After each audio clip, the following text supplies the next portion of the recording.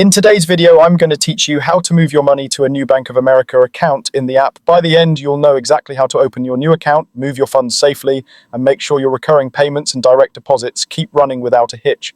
First, open the Bank of America app and create your new checking or savings account. Choose the account type that fits your needs, review the features, and complete the setup right in the app.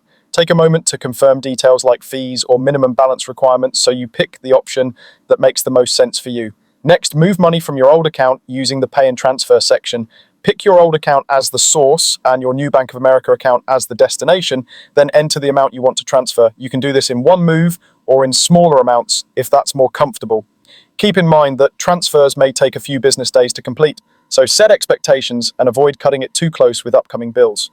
Now, update any recurring payments and direct deposits so they point to your new account. Think about subscriptions, utilities, insurance, loan payments, and any auto pays you've set up with merchants. For payroll direct deposit, update your employer or payroll provider with your new routing and account numbers, which you can find in the app. As you make changes, watch for confirmation messages from each biller. A helpful way to catch everything is to review recent statements for repeating charges and make sure each one gets switched over. If you already bank with Bank of America and simply want a different account type, reach out to Bank of America support through the app or by phone. A representative can help change your account type so you don't have to open a separate account when a conversion will do.